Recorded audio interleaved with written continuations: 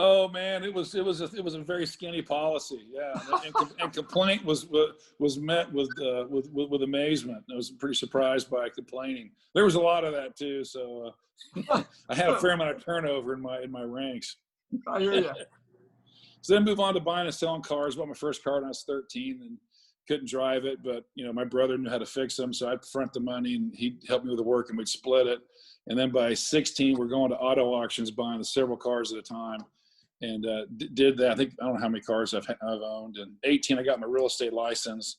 That same year, I earned my first black belt. And with the Chuck Norris Super System, mentor. So one of my mentors was Chuck Norris. He was my he like Get had out a of here. Yeah.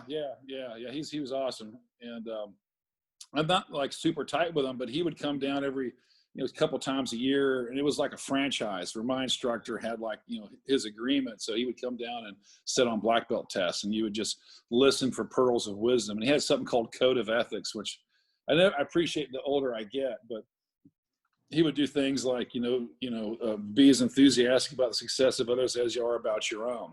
Mm-hmm. And you go, wow, okay. And, if you have nothing good to say about somebody, don't say anything. Oh, interesting. And, no success outside the home will compensate for failure inside the home. I'm like, oh, wow. And these are all codes of ethics that he had. 10, we would memorize them. And I was like, these are pretty solid. And then, learning character things, at tests where we have people who were going for a black belt. One example really sticks in my mind is the guy was, pretty good, but on the edge. Wasn't sure if he'd make it or not. And they have multiple schools come together. It's kind of a big deal when you come to town. So they would say, well, this guy's worked hard. He didn't have a great test, but he's if you fail him, he's going to quit. Oh, okay. Well, then we're failing him. And he said, because you need to learn to handle failure. And that was something they really tried to work on, is if you fail, failure is never fatal unless it's final.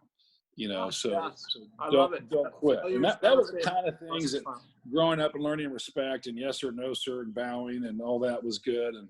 And then I got my real estate license just for childhood early stuff. And when I was 18, and then I syndicated my first shopping center, I think 18 or 19 years old, and again, it was stuttering. So I go door to door. These homes are worth $50,000 each. And I'm like, if I could sell your home for 75, would you take it? And they're like, where do I sign? So that was pretty easy to get that done. And then I'd help partner with the developer who'd get stuff rezoned, and he would, get like a shopping center or something to come in, and I'd take like a commission on it. I didn't have any capital at that time. And that's kind of what I did to get started before I went to college, and kind of had karate studios and sold real estate through college.